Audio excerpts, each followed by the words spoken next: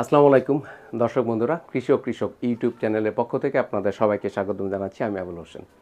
দর্শক বন্ধু, আপনারা যারা বায়োগ্যাস ব্যবহার করছেন, এখন বর্ষাকালে কিন্তু আপনার বায়োগ্যাস যারা ব্যবহার করছেন তাদের গ্যাস প্ল্যান্ট থেকে একটু গ্যাস কম হচ্ছে বা কম হবে, তাতে ঘাবড়ানোর কিছু নেই। আবার যখন রোদ উঠবে তখন কিন্তু আপনাদের গ্যাসের যে প্রেশার আগের মতোই হয়ে যাবে। বর্তমানে সারা দেশে যারা সবুজ শক্তির বায়োগ্যাস প্ল্যান্ট, ট্যাঙ্কির মাধ্যমে যে বায়োগ্যাস প্ল্যান্টগুলি আপনারা সবুজ শক্তি থেকে নিয়েছেন বা অর্ডার করতেছেন, তাদের জন্য বিশেষ সতর্কতার বিষয় হলো, আমরা বৃষ্টির ভিতরে যে সমস্ত জায়গায় প্ল্যান্টগুলি বসাচ্ছি, তারা বসানোর সাথে সাথে গোবর এবং পানি মিক্স করে দিয়ে দিতে হবে। নাহলে যেটা ঘটবে, অনবরত বৃষ্টির পানি ট্যাঙ্কের চারপাশে ঢুকে, যেই ফাঁকা জায়গা গর্ত করা হয় ট্যাঙ্ক বসানোর জন্য, এখানে পানি ঢুকবে, পানি ঢুকে ট্যাঙ্কি উপরের দিকে উঠে যাবে। অথবা পাশের যে মাটি আছে এগুলো ভেঙে কিন্তু আপনার ট্যাঙ্কির উপরে পড়বে, তাহলে কিন্তু ট্যাঙ্কটা ট্যাপ খেয়ে যাবে অথবা ক্ষতিগ্রস্ত হবে অথবা উঠে যাবে। সো আপনারা যারা এই বর্ষাকালে বৃষ্টির ভিতরে ট্যাঙ্ক বসাচ্ছেন, তাদের জন্য বিশেষ সতর্কতা। টেকনিশিয়ান এটা বসানোর সাথে সাথে যত দ্রুত সম্ভব 3 দিনের ভিতরে, 2 দিনের ভিতরে, পারলে 1 দিনের ভিতরে আপনারা গোবর এবং পানি যেই পরিমাণ দেওয়ার কথা এটা দিয়ে দিবেন এনি হাউ। বিকজ ভিতরে যদি আপনার গোবর পানি থাকে তাহলে ভিতরে একটা প্রেশার থাকবে, বাইরে থেকে যখন মাটি চাপ দিবে, বর্ষার কারণে মাটি ভেঙে পড়ে যে চাপের সৃষ্টি হবে, তাতে কিন্তু ট্যাঙ্কিটা সোজা থাকবে এবং ট্যাঙ্কটা ক্ষতিগ্রস্ত হবে না। এই সতর্কতাটা আপনার এই বর্ষাকালে সাধারণত আমাদের করতে হয়, সতর্কতাটা অবলম্বন করতে হয়। দর্শক বন্ধু, আমার পাশে দেখতে পাচ্ছেন, আমার পিছনে দেখতে পাচ্ছেন সারি সারি বায়োগ্যাসের চুলা। যেহেতু বায়োগ্যাস নিয়ে কাজ করি আমি সারা দেশেই, আপনারা জানেন, যারা আমাদের থেকে বায়োগ্যাসের প্লান্ট নিয়ে থাকেন বা নেন, তাদের কিন্তু আমরা এই চুলাগুলি দিয়ে দিই। চুলা, পাইপ, মিটার, নিপিল, যা যা লাগে, এই টোটাল প্লান্ট সেট আপ করতে যা যা লাগে সব কিন্তু আমরা প্রোভাইড করি। কিন্তু ইতিপূর্বে অনেক পুরনো 10, 15, 20, 25 বছর আগের যে সমস্ত বায়োগ্যাস প্লান্ট আমাদের দেশে, বায়োগ্যাস যারা ব্যবহার করতেছেন বা আমাদের দেশে ওই সমস্ত প্লান্ট আছে, তাদের কিন্তু বায়োগ্যাসের চুলার দরকার হয়।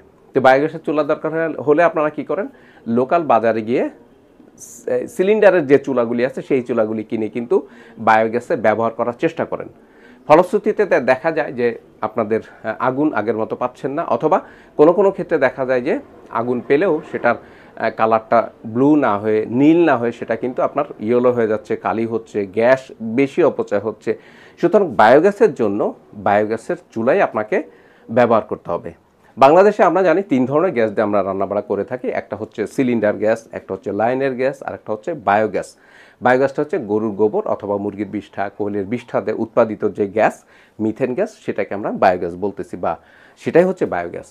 সো বায়োগ্যাসের চুলা আপনাদের নষ্ট হয়ে যাবে, এটা স্বাভাবিক। 5, 7, 10 বছর পরে চুলাগুলি নষ্ট হয়ে যায়, এগুলো চেঞ্জ করতে হয়।